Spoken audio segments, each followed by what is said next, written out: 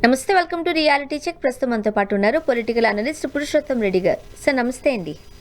నమస్తే స్వర్ గారు. సార్, ఏపీలో జిఎస్టీకి సంబంధించిన వసూళ్లు పడిపోయాయి, దట్ మీన్స్ కొనుగోలు శక్తి ఏపీలో పడిపోయింది అంటూ ఈరోజు ఒక ప్రధాన వార్తాపత్రికలో ఆ వార్తా కథనం చూసాం. ఏం చెప్తారు, ఏంటి ఏపీలో పరిస్థితి? అంటే స్వర్ గారు, బేసిక్గా అది ప్రభుత్వ లెక్కలే, అదేమి సొంత కవిత్వం కాదు. బేసిక్గా ఆంధ్రప్రదేశ్ ఆదాయాన్ని దేనితో చూస్తాము? రెండు పారామీటర్స్ ఉంటాయి. ఒకటి జిఎస్టీ వసూళ్ళు ఎవ్రీ మంత్, రెండు బడ్జెట్ అంచనాలని అందుకునే విధంగా రాబడి రావడం. అంటే బడ్జెట్ రూపొందించేటప్పుడు ఏం చేస్తారు? ఈ సంవత్సరం ఒక ఆదాయం దాదాపు 2 లక్షల కోట్లు అని అంచనా వేస్తారు. ఈ 2 లక్షల కోట్లలో కేంద్ర ప్రభుత్వ అప్పులు ఉంటాయి, రకరకాల వాటితో వస్తాయి. ప్రధానంగా రాష్ట్ర ఓన్ రిసోర్స్, ఇంకా పన్నులు ద్వారా వచ్చే వసూళ్ళు. పన్నులు అంటే ప్రజలు క్రయ విక్రయాల ద్వారా పన్నులు వస్తాయి. పన్నులు అంటే అర్థం ఏంటి? మనం ఏదైనా వస్తువు కొంటే వస్తువు పైన పన్ను వేస్తారు. అంటే ఇంత ఎక్కువ పన్నులు వస్తున్నాయంటే, ఒకటి పన్నులు పెంచేస్తే కూడా వస్తాయి, కొంత పెరుగుతాయి. బట్ పారామీటర్ ఏంటంటే, పన్నులు ఎక్కువ వస్తున్నాయంటే కొనుగోలు క్రయ విక్రయాలు ఎక్కువ జరుగుతున్నాయని అర్థం. ఇప్పుడు ఒక రిజిస్ట్రేషన్ జరిగింది, ఖచ్చితంగా ఫీజు కట్టాలి. లేదా మీరు నేను ఒక సబ్బులో సరుకులో కొంటాము, అనివార్యంగా జిఎస్టీ వస్తుంది. అంటే ఆదాయం అంచనాలకి తగ్గట్టుగా లేదు. నేను గతంలో మీకు ఈ బడ్జెట్ ఈ సంవత్సరం ప్రవేశపెట్టేటప్పుడు గత బడ్జెట్ అంటే 2000 తెలుగుదేశం పార్టీ అధికారంకి వచ్చిన తర్వాత 24-25 సంవత్సరంలో దాదాపు 20,000 కోట్లు దాకా, 18,000 కోట్లు 20,000 కోట్ల రూపాయలు అంచనా అందుకోలేకపోయింది అని రుజువైంది. నేను ఈ బడ్జెట్ ప్రవేశపెట్టినప్పుడు ఒక అంచనా చెప్పాను మీ ఇంటర్వ్యూలో. ఈసారి 40,000 కోట్ల రూపాయలు తగ్గే అవకాశం ఉంది ఈ అంచనా. ఇక్కడ లాజిక్ ఏంటంటే, 2 లక్షల కోట్ల రూపాయల ఆదాయం వస్తుందని ఫైనాన్స్ మినిస్టర్ అంచనా వేస్తాడు. కేటాయింపులు దేని బట్టి ఉంటాయి? ఈ 2 లక్షల కోట్లు కేటాయింపు ఇచ్చేస్తాడు, ఇరిగేషన్ కింద వాటికి ఇంత అని. పొరపాటున 2 లక్షల కోట్లు రాకపోతే ఏం చేస్తారు? కేటాయించిన దాన్ని కట్ చేస్తారు. అంటే ఏదైతే ఇప్పుడు రంగాలకు కేటాయిస్తారో, ఇరిగేషన్ 10,000 కోట్లు అనుకోండి, ఆదాయం తగ్గిపోతే ఏం చేయాలి? దాన్ని కట్ చేసేవాళ్ళు. కాబట్టి ఆదాయం ఈసారి 40,000 కోట్ల రూపాయలు అంచనాన్ని అందుకోలేదు అని చెప్పాం. నేను ఒక జనరల్ అంచనా చూస్తా ఉంటే అంతకన్నా ఎక్కువ ఏటుగా ఉంది. ఇప్పుడు డిసెంబర్ వచ్చేసింది, డిసెంబర్ అయిపోయింది, ఇంకేంటి వచ్చి మన కొత్త సంవత్సరంలో ఉన్నాం. ఇంక 2-3 నెలల్లో మళ్ళీ బడ్జెట్ పెట్టాలి. ప్రధానంగా ఆదాయం ఇప్పుడు కూడా ఈ టైంలోనే వస్తుంది. April March starting period, ending పీరియడ్లోనే ఆదాయాలంతా వస్తుంటాయి మనకు ట్యాక్స్ రూపంలో. కానీ డిసెంబర్ నెలలో చూసినప్పుడు లాస్ట్ ఇయర్ కన్నా తగ్గింది. రెండోది బడ్జెట్ అంచనాల్ని, అంటే ఒక 2 లక్షల కోట్లు అంచనా వేసుకుంటే సగం రాలేదట, అది ఇంకా లెక్కలు రావాల్సి ఉంది. అంటే అంచనాలు సగం అందుకోకపోతే ఇంక 2-3 నెలల్లో ఎంత అందుకోవాలి? అంటే మేము చెప్పిన 40,000 కోట్ల కన్నా ఇంకా తగ్గితే కేటాయింపులు మొత్తం పడిపోతాయి. ఎట్లా అని మీరు అనొచ్చు. గతంలో మనకు లాస్ట్ ప్రీవియస్ ఇయర్ లో 5,000 కోట్లు అన్నదాత సుఖీభావ కేటాయించారు. రూపాయి ఇచ్చారా? ఇలా ఈ సంవత్సరం ఇచ్చారు. అంటే కేటాయింపుల్లో ఉంటాయి. ఎందుకు లేదు? మన బడ్జెట్ లో రాలేదు. రెండోది, ఒక స్వర్ణ గారు, బేసిక్ గా మన రాష్ట్రం కేంద్రం దగ్గర బాగా తెచ్చుకుంటా ఉంది అంటే ప్రధాన గ్రాంట్స్. కేంద్ర ప్రభుత్వం ఇచ్చే గ్రాంట్స్ ఎంత బాగా వస్తే కేంద్రం నుంచి మనం అంత సాధించుకుంటున్నామని లెక్క. గ్రాంట్స్ జగన్మోహన్ రెడ్డి కాలంలో ఎండ్ పాయింట్ కన్నా తెలుగుదేశం స్టార్టింగ్ పాయింట్ అంచనానే తగ్గించుకున్నారు. అంటే కేంద్రం మీద నమ్మకం లేదేమో అంటే మళ్ళీ పల్లెమో డబుల్ ఇంజిన్ సర్కార్. గ్రాంట్స్ జగన్మోహన్ రెడ్డి గారి చివరి సంవత్సరం కన్నా తక్కువ అంచనా వేస్తున్నారు. కేంద్రం నుంచి ఈసారి 20,000 కోట్లు రావచ్చని. జగన్ గారు 30,000 కోట్లు వేస్తే మీరు అంచనా 20,000 కోట్లు వేస్తే అది కూడా రాలేదు. అంటే జగన్మోహన్ రెడ్డి గారి ఎండ్ పీరియడ్ లో కేంద్రం నుంచి వచ్చిన గ్రాంట్స్ కన్నా డబుల్ ఇంజిన్ సర్కార్, బీజేపీతో కూడుకున్న సర్కార్ సగం రాలేదు. అంటే కేంద్ర సార్, ఇప్పుడు జగన్మోహన్ రెడ్డి గారు ఒక రాష్ట్ర ముఖ్యమంత్రిగా ఉన్నప్పుడు ఢిల్లీ వెళ్ళడం రావడం మనం చూసాం. కానీ ఇప్పుడు డబుల్ ఇంజిన్ సర్కార్ వచ్చిన తర్వాత డిప్యూటీ చీఫ్ మినిస్టర్ అయిన పవన్ కళ్యాణ్ గారు సొంత బంధువుల్ని కలిసినట్టుగా నరేంద్ర మోదీ గారిని కలుస్తున్నారు. అంటే అంత ఫ్రీక్వెంట్గా వాళ్ళకి అపాయింట్మెంట్ దొరుకుతుంది. పదే నారా లోకేష్ గారు కేంద్ర మంత్రులను కలుస్తున్నారు, వాళ్ళతో ముచ్చటిస్తున్నారు, మాట్లాడుతున్నారు. వెళ్ళిన ప్రతిసారి రాష్ట్రానికి ఏదో తెస్తారనే ఉద్దేశమే ఏపీ ప్రజల్లో ఉంది. బట్ ఇప్పుడున్న పరిస్థితులు చూస్తుంటే ఇన్నిసార్లు ఢిల్లీ టూర్లు వెళ్ళి వస్తున్నారు, కానీ గ్రాంట్లు తెచ్చుకోవడంలో వాళ్ళు వైఫల్యం చెందారు అని అనుకోవచ్చా? ఎందువల్ల అయి ఉంటుంది? మీకు ప్రధాని నేను ముందు చెప్పాను, జగన్మోహన్ రెడ్డి గారు ఎండ్ పాయింట్ లో తీసుకున్న గ్రాంట్స్ ఇంత వస్తాయి, 30,000 కోట్లు వస్తాయని అంచేసారు అనుకోండి. ఈసారి ప్రభుత్వం 40,000 కోట్లు అంచనా వేసుకోవాలి కదా, మనం ఇంకా ఎక్కువ ఎక్స్పెక్టేషన్ పెట్టుకుని లాక్కొని రావాలి. జగన్మోహన్ రెడ్డి గారు సాధించిన దానికన్నా అంచనానే తక్కువ వేసుకున్నారు, దానికన్నా తక్కువ వాళ్ళు ఇచ్చినారు. ఇప్పుడు ఎలా ఉంటాయంటే, ఉదాహరణకు గ్రాంట్స్ రూపంలో ఇప్పుడు మెడికల్ కాలేజీలు నిర్మాణం జరుగుతుంది, దాంట్లో 40% నిధులు కేంద్ర grants. Medical college 10 medical college 2 ఏళ్ళు ఆపేసినాంగా, పీపీఎఫ్ పద్ధతులు వేయాలన్నా ప్రభుత్వం చేయాలని ముగించేసినాంగా. నిజంగా వీళ్ళు కానీ 2 ఏళ్ళు యాజ్ ఇట్ ఈజ్ గా జగన్మోహన్ రెడ్డి పీరియడ్ లాగా కొనసాగుంటే 40% నిధులు వచ్చి ఉంటాయిగా గ్రాంట్స్. అంటే 5,000 చిల్లర కోట్లు అవుతున్నాయండి ఇప్పుడు. ఇంకా ఈ రిమైనింగ్ పార్ట్ పూర్తి చేయడానికి ఇంకో 5,000 కోట్లు అవుతుంది అంచనా. దాంట్లో 3,000 కోట్లు కేంద్రం ఇస్తుంది, అది 2,000 చిల్లర కోట్లు.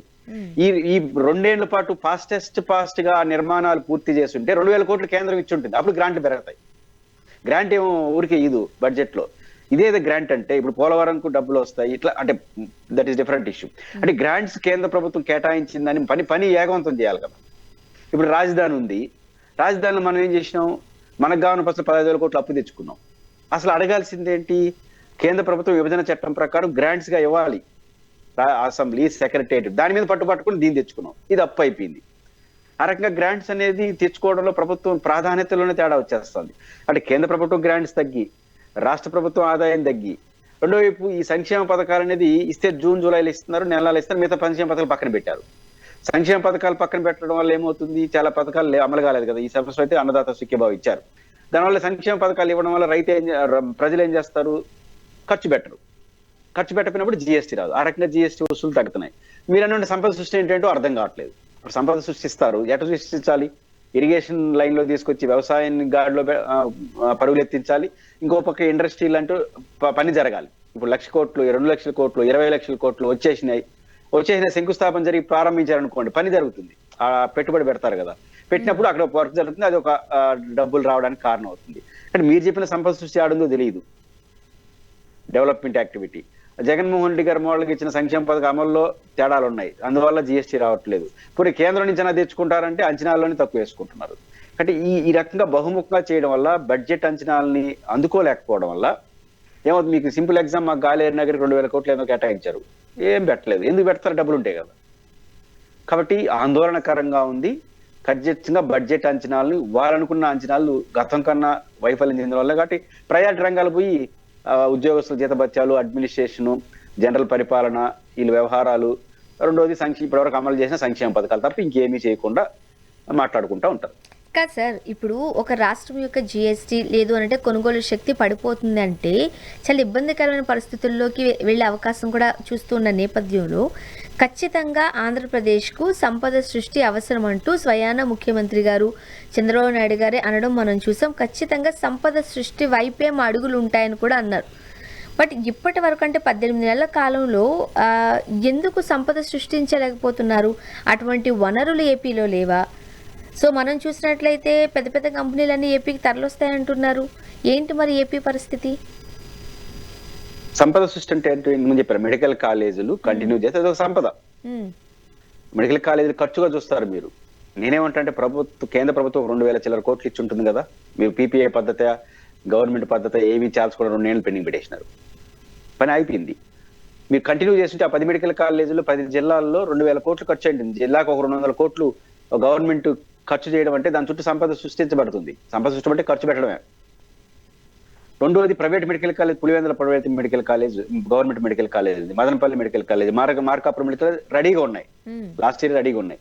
అవి స్టార్ట్ చేస్తుంటే ఆ పక్కన private medical college, private hospitals వచ్చుంటాయి. మీకు స్వర్ణ గారు చూడండి, రాష్ట్రంలో ఎక్కడైతే గవర్నమెంట్ మెడికల్ కాలేజీలు బాగున్నాయో అక్కడే ప్రైవేట్ హాస్పిటల్స్ కూడా బాగుంటాయి. ఎందుకంటే అక్కడికి వస్తారు కాబట్టి ఏడుగడ జనం వస్తారు. ఇప్పుడు తిరుపతి, విజయవాడ, విశాఖపట్నం, గుంటూరులోనే ఎక్కువ, కర్నూలులోనే ప్రైవేట్ మెడికల్ స్టాఫ్. మా తిరుపతిలో ఒక 200 హాస్పిటల్ ఉంటాయి ప్రైవేటు. ఇక ఎందుకని ఒక ఎస్వి మెడికల్ కాలేజ్, ఒక పద్మావతి మెడికల్ కాలేజ్, ఒక 3-4 ప్రభుత్వ మెడికల్ కాలేజీలు, ఒక సిమ్స్, ఒక బర్డ్ ఉంది. కాబట్టి ఆడొచ్చి ఇక్కడ వైద్య కేంద్రంగా మారిపోతే ప్రైవేట్ వాళ్ళు వస్తారు. ఈ ప్రైవేట్ మెడికల్ కాలేజ్ కొన్ని వేల మంది ఇక్కడ ఉపాధి పొందుతారు. స్కానింగ్ సెంటర్లని, మెడికల్ షాపులని, అంటే సంపద Labs సృష్టి అంటే అని. ఇదే. అవును. కాబట్టి ప్రభుత్వం ఒక మోటివేటివ్ ఉండాలి. నువ్వు మోటివేటివ్ ఉన్న ప్రైవేట్ జిల్లాకు ఒక మెడికల్ కాలేజ్ అంటే ఒక సంపద సృష్టి. కాబట్టి దాన్ని మీరు ఏం చేయాలో తేల్చట్లా. పీపీఏ తెలియదు, గవర్నమెంట్ తెలియదు. ఆడ నాన్ చేశారు, 2 ఏళ్ళు అయిపోయింది. ఇంకెక్కడ సంపద సృష్టి? రెండోది పోలవరం ఫాస్ట్ చేయడం, రాజధాని పనులు వేగవంతంగా చేయడం, లేదా మీరు అనుకున్నటువంటి ఇప్పుడు జగన్మోహన్ గారు పోర్ట్లు అన్నాడు, షిప్ యార్డ్లు అన్నాడు, అవి ఏమైపోయినాయి? కాబట్టి ఎక్కడ మీరు సంపద సృష్టి అంటే ప్రైవేట్ వాళ్ళు వస్తాయంటున్నారు. ఎక్కడ? అంత పేపర్లు ఉంటున్నాయి. పని ప్రారంభిస్తే అక్కడ సంపద స్టార్ట్ అవుతుంది కదా. కానీ ఎక్కడ కనపడట్లేదు కాబట్టి జిఎస్టీ తగ్గిందంటే ప్రభుత్వానికి ఆదాయం పోతుంది. జిఎస్టీ వసూలు అయినాయంటే కేంద్రానికి పోతుంది, కేంద్రం వాటా మన వాటా వస్తుంది, ఆ ప్రభుత్వానికి గల్లా పెట్టికి డబ్బులు వస్తాయి. జిఎస్టీ రాకపోతే ఇంక డబ్బులు ఏంటి వస్తాయి? కేంద్రం ఇవ్వదు. కాబట్టి జిఎస్టీ ఎంత పెరుగుతుందంటే ప్రజల్లో కొనుగోలు అంత ఉందని అర్థం, క్రయ విక్రయాలు జరుగుతున్నాయని అర్థం. జిఎస్టీ తగ్గుతుంది, క్రయ విక్రయాలు పడిపోయినాయని అర్థం. కాబట్టి ఖచ్చితంగా ప్రభుత్వం దీనిపైన ఆలోచించకపోతే ప్రభుత్వ ప్రాధాన్యతలు ఏవి కూడా అమలు కావు. రాబోయే రోజుల్లో ఇబ్బందికరమైన పరిస్థితులు ఏపీ ప్రజలు ఎదుర్కోవాల్సిందే. అనివార్యంగా పన్నులు పెరుగుతాయి. ఇప్పుడు మీరు సంపద సృష్టి పన్ను గవర్నమెంట్ చేసి రాకపోతే ఏం చేస్తారు? ఆ రకరకాల ట్యాక్సులు పెంచి ఉన్న వాటిని లాక్కునే ప్రయత్నం చేస్తారు. అండ్ సార్, తెలంగాణలో ఒక ఆశ్చర్యకరమైన సంఘటన మనం చూస్తున్నాం. ఓకే, ఎప్పుడు పొగడని రేవంత్ రెడ్డి గారు జగన్మోహన్ రెడ్డి గారికి సంబంధించిన పాజిటివ్ కామెంట్స్ చూసాం. ఏమై ఉంటది అంటారు? అంతరార్థం ఏంటి? ఇప్పుడు రేవంత్ రెడ్డి గారికి జగన్మోహన్ రెడ్డి గారే శ్రీరామ రక్షగా మారిపోయినారు. ఇప్పుడు ఏమంటే జగన్మోహన్ రెడ్డి గారి గురించి మాట్లాడడం అనేది వారికి ఇప్పుడు ఒక అవకాశంగా మారింది. వారు ఒక రకంగా ఈ క్రైసిస్ నుంచి బయటపడడానికి జగన్ గారు ఆపద్బాంధువులాగా దొరికాడు ఆయనకి. ఆడ విమర్శ ఏంటి రేవంత్ రెడ్డి పైన? కేసీఆర్ గారు అండ్ బీఆర్ఎస్ పార్టీ, నువ్వు ఆంధ్రప్రదేశ్ లో చంద్రబాబు నాయుడుకి నీకు కావాల్సిన వ్యక్తి కాబట్టి చంద్రబాబు నాయుడు గారికి లొంగిపోయో అవగాహనలో భాగంగానో ప్రేమతోనో నువ్వు తెలంగాణ ప్రయోజనాలు పనంగా పెడుతున్నావు. కృష్ణా రివర్ సంబంధించిన హక్కులకు సంబంధించిన విషయం కావచ్చు, దక్షిణ తెలంగాణలో ప్రాజెక్టుల నిర్మాణానికి సంబంధించి కావచ్చు, కేంద్రం నుంచి రాబట్టుకోవడంలో ఆంధ్రప్రదేశ్ పోవడంలో మీరు రాజీ పడిపోయినారు అని మాట్లాడుతున్నారు. ఇన్ని రోజులు ఆయన పాయింట్ దొరకలా. కరెక్ట్ గా జగన్ గారు రాసిన లెటర్ నిన్నటి దొరికింది ఆయనకి.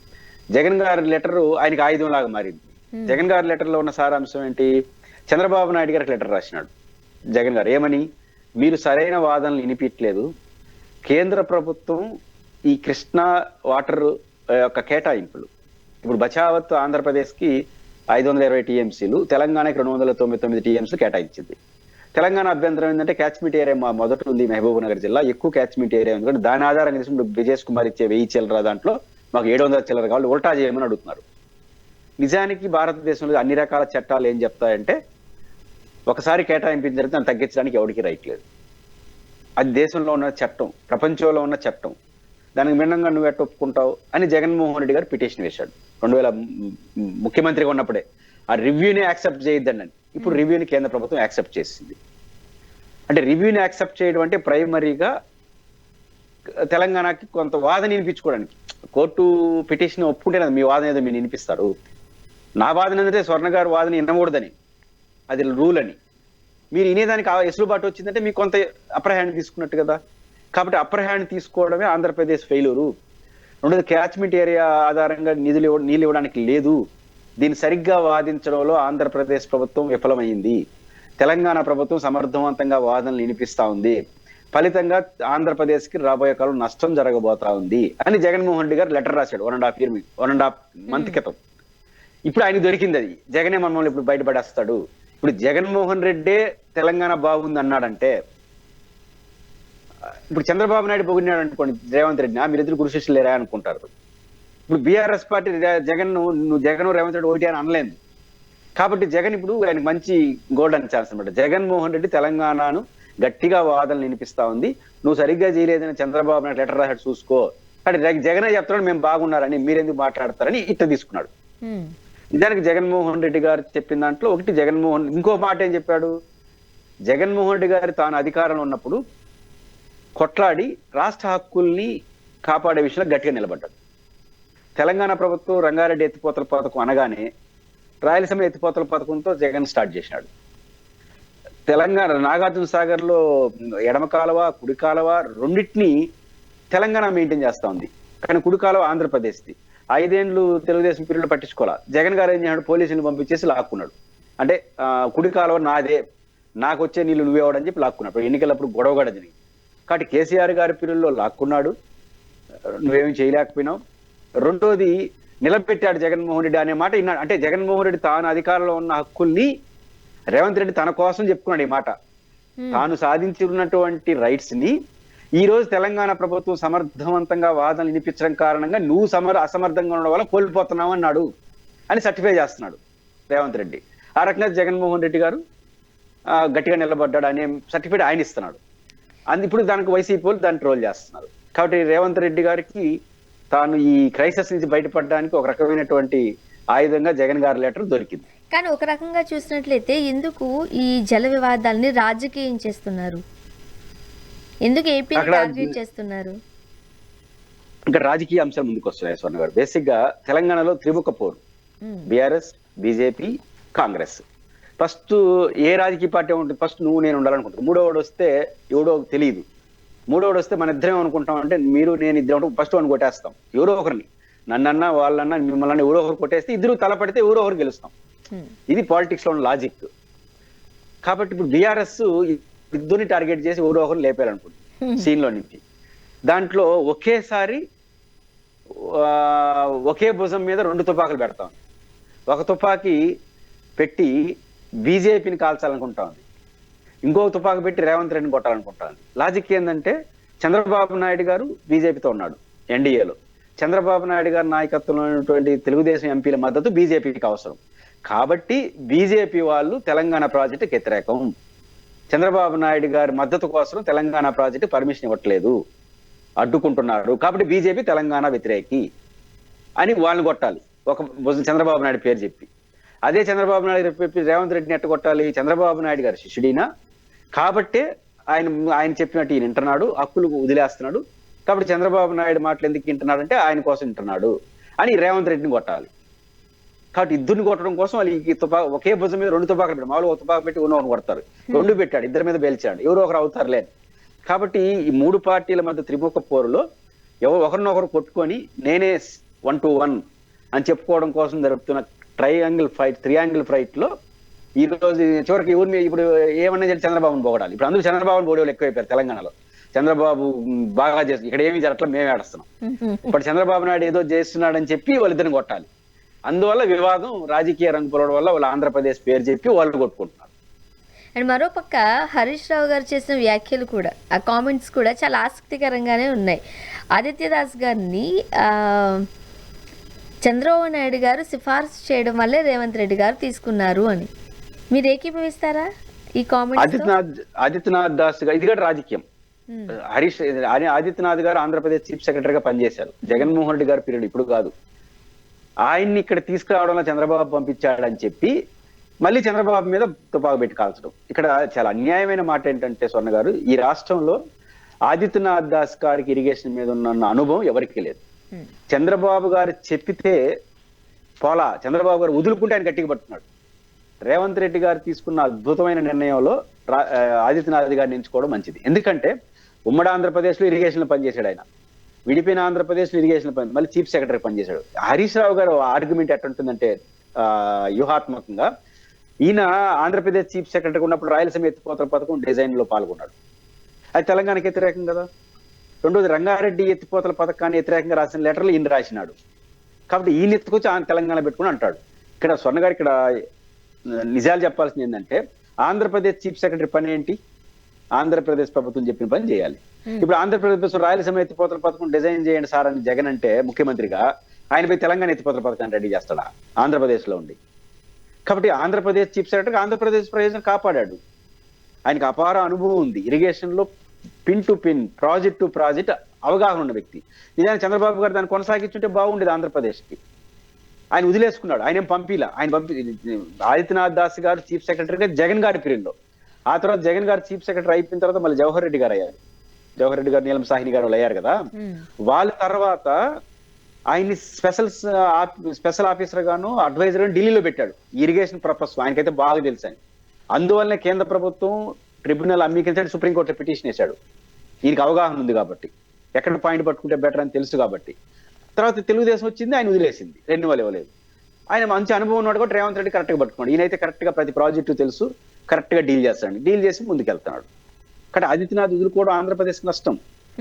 కాబట్టి రేవంత్ రెడ్డి గారు దాన్ని వ్యూహాత్మకంగా పట్టుకున్నాడు, అంతే తప్ప చంద్రబాబు గారు చెప్తే పంపించినాడు అనేది రాంగ్. ఒక ఐఏఎస్ ఆఫీసర్ గా ఆంధ్రప్రదేశ్ లో పనిచేశాను. ఇప్పుడు ఆమ్రపాలి గారు ఎవరో వచ్చినారు కదా తెలంగాణ నుంచి, ఆమె టూరిజం లో బాగా పనిచేస్తాను. ఇప్పుడు ఆ తెలంగాణలో ఉన్నాను కాబట్టి అప్పుడు ఆంధ్రప్రదేశ్ టూరిజం గురించి పనిచేయమంటే, లేదు నేను చార్మినార్ గురించి చెప్తాను, గోల్కొండ గురించి చెప్తాను, ఆంధ్రప్రదేశ్ చెప్తే చంద్రబాబు ఉంటాడా? అంటే ఏ రాష్ట్రంలో ఐఏఎస్ ఆఫీసర్ పనిచేస్తే రెండు, ఆయన ఆంధ్రప్రదేశ్ ప్రజలకు సంబంధించిన వ్యక్తి కదా, ఆయన ఏరే రాష్ట్రానికి సంబంధించిన వ్యక్తి, ఆంధ్రప్రదేశ్ క్యాడర్. కేవలం రేవంత్ రెడ్డి గారిని చెప్పడం కోసం చేస్తున్న ప్రయత్నం. అప్పుడు ఆంధ్రప్రదేశ్ సీఎస్ గా ఆయన పనిచేశాడు కాబట్టి దాన్ని అడ్డంగా పెట్టి చేస్తున్నారు. కానీ రేవంత్ రెడ్డి గారు తీసుకున్న మంచి నిర్ణయాల్లో ఆదిత్యనాథ్ గారిని పెట్టుకోవడం మంచిదే.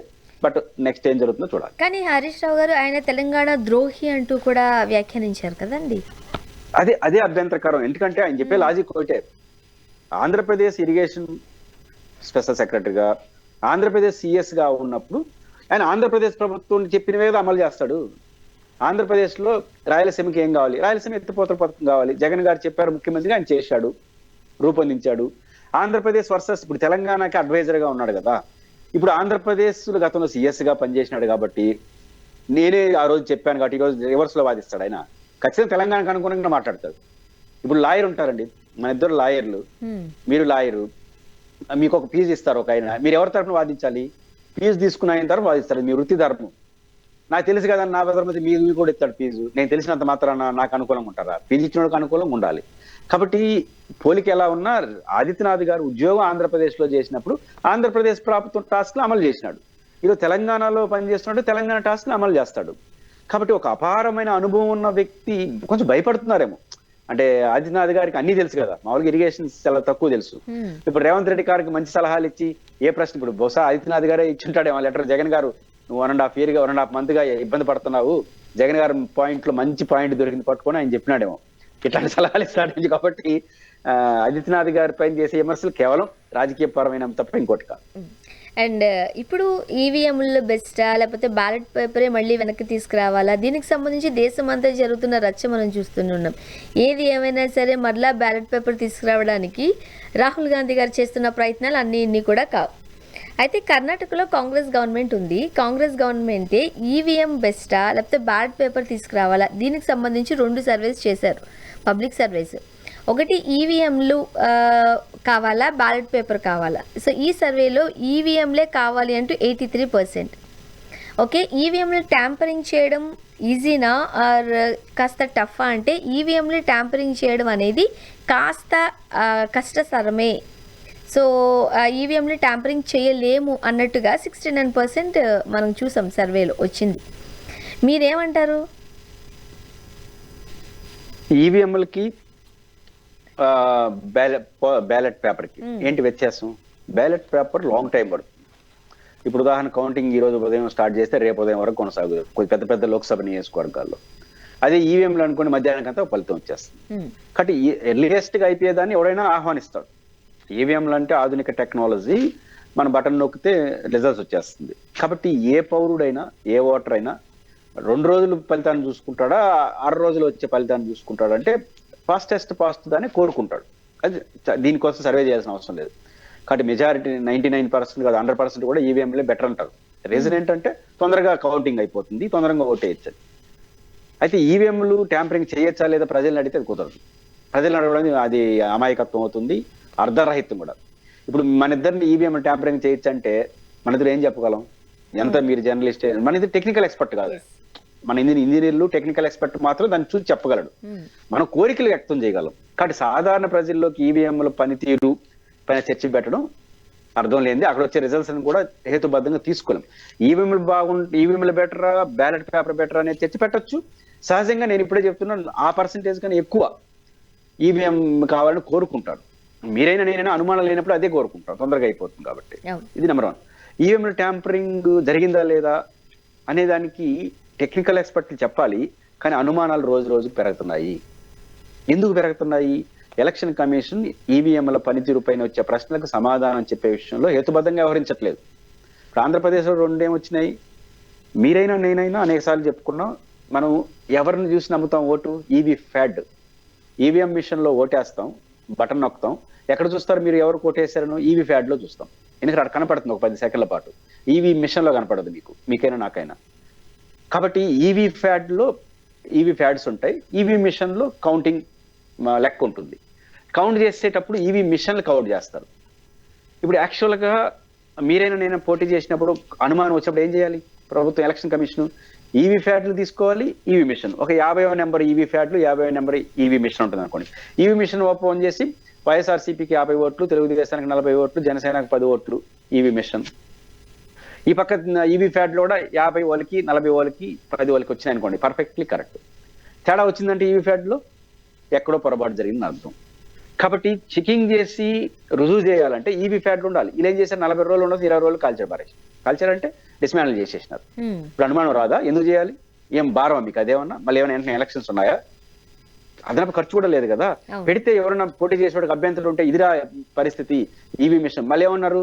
ఈవీ మిషన్లు ఎరేజ్ చేసేస్తాము, ఈవీ మిషన్ లో మళ్ళీ ఫ్రెష్ గా ఓటేయండి, మళ్ళీ తెలిసి చూపిస్తా ఉన్నారు. ఒకసారి నా డౌటే ఈవీ మిషన్లు ఏమొచ్చిందని కాదు, నాకు ఈవీ ప్యాడ్లు ఏముందో కావాలి, ఎందుకంటే నేను అది చూశాను ఓటు. కానీ ఇక్కడ తప్పు చేశారు. రెండోది ఈవీ మిషన్ యొక్క బ్యాటరీ ఛార్జెస్ ఫస్ట్ చూపిస్తారు స్వర్ణ గారు. నేను గేజెంట్కి పోతే ఎంత ఛార్జింగ్ 90% ఉంటుంది. తర్వాత 12 గంటలు ఓటింగ్ జరుగుతుంది, 12-15 గంటలు జరుగుతుంది ఆడున్న ఓటర్స్ బట్టి, 5 గంటల తర్వాత కూడా. తర్వాత 23 రోజులు 30 రోజులు స్ట్రాంగ్ రూమ్ లో భద్రపరచారు, ఎందుకంటే కౌంటింగ్ లేట్ అయింది. మనది సహజంగా ఏం కావాలి? 90% ఉంటే 40% 30% పడిపోవాలి. ఇది బ్యాటరీ. ఇది రివర్స్ లో పెరిగిందంట 1-2 చోట్ల, విజయనగరం చోట్ల. దీన్ని నివృత్తి చేయాలి కదా ప్రభుత్వం. కాబట్టి కీలకమైనటువంటి ఆరోపణలు వచ్చినప్పుడు ఈవీ మిషన్ల పైన నివృత్తి చేస్తే ఎవరికి అనుమానాలు రావు, లేకపోతే ఖచ్చితంగా అనుమానాలు వస్తాయి. కాబట్టి ఈవీ మిషన్లు బాగున్నాయా లేవా అనేది టెక్నికల్ ఇష్యూ. కానీ ఎలక్షన్ కమిషన్ బిహేవియర్, వస్తున్న ఆరోపణలకు ఇచ్చిన సమాధానం సరిగా లేకపోవడం వల్ల ఈవీ మిషన్ల పనితీరు పైన అనుమానాలు వస్తాయి. దాని ఫలితంగా ఈవీ మిషన్లే వద్దనే పరిస్థితి, ఒక ఆధునిక టెక్నాలజీనే వద్దనే పరిస్థితికి వస్తున్నాం. ఇప్పుడు టెక్నికల్ ఎక్స్పర్ట్స్ కూడా చెప్పారు కదా సార్, ఈవీఎం ని ట్యాంపరింగ్ చేయొచ్చు, సమ్ టైమ్స్ అది కాస్త అంటే ఎవరైతే చేయాలని అనుకుంటున్నారో వాళ్ళకి ఆ పాసిబిలిటీస్ ఉన్నాయని కూడా ఎక్స్పర్ట్స్ చెప్పడం చూసాం మనం గతంలో. ఒకటి, ఈవీఎం మిషన్లు ఎవరు తయారు చేసినారు? దేవుడు తయారు చేసినాడా? స్వర్ణ గారు తయారు చేశారు. స్వర్ణ గారు ఇంజనీరే, పురుషోత్తం ఇంజనీరే. మరి ఇంకొక ఇంజనీరింగ్ టెక్నాలజీస్ నాకు తెలియదా? కటి ఇంజిన్ ఒక మానవుడు తయారు చేసిన ప్రతిదానికి రెమెడీ ఉంటుంది. అయితే దాన్ని స్ట్రాంగ్ గా బలపరుచుకునే ఎసులుబాటు కూడా మనం వ్యవస్థకు ఉంటుంది. మన సెల్ ఫోన్ లో లాకింగ్ సిస్టమ్ పెట్టుకుంటాం, రకరకాల సిస్టమ్స్ ఉంటాయి కదా, దీన్ని పెట్టుకుంటాం. టెక్నాలజీ ఉంటుంది, టెక్నాలజీని పోటీగా ఇంకొక టెక్నాలజీ తెచ్చుకోవచ్చు, దాన్ని మార్చచ్చు. అట్ ద సేమ్ టైం టెక్నాలజీకి ఉన్న కెపాసిటీ ఏంటంటే దాన్ని సెక్యూరిటీ చేసే టెక్నాలజీ కూడా మన దగ్గర ఉంటుంది. అప్పుడు ఇక్కడ ఎలక్షన్ కమిషన్ రోల్ ఏంటంటే ఇట్లా తయారు చేసేదానికి అవకాశం ఉంది కదా, మేనేజ్మెంట్ చేసేందుకు అవకాశం ఉంది కదా అని ఆరోపించినప్పుడు ఉండొచ్చు. దానికి ఇది ఆన్సర్, దానికి ఇది పరిష్కారం, అది దానికి ఒక ఆన్సర్ టెక్నికల్ ఎక్స్పర్ట్ మీద ఆర్గ్యుమెంట్ ఉంటుంది. కాబట్టి ఆ ఆర్గ్యుమెంట్ చేసి ప్రతి అనుమానాన్ని నివృత్తి చేసేస్తే అక్కడికి కామ్ అవుతుంది. లేకపోతే ఏమవుతుందంటే ఏదో జరిగింది కాబట్టి అప్పుడు ప్రజలకి విశ్వాసం పోయి మాకు బ్యాలెట్ పేపర్ కావాలనే పరిస్థితి వస్తుంది. చూడాలి ఏం జరగబోతుందో. థ్యాంక్ యూ సో మచ్ అండి, మీ అభిప్రాయాలు పంచుకున్నారు. Thank you sir. ఇది వాళ్ళ రియాలిటీ చెక్. Stay tune.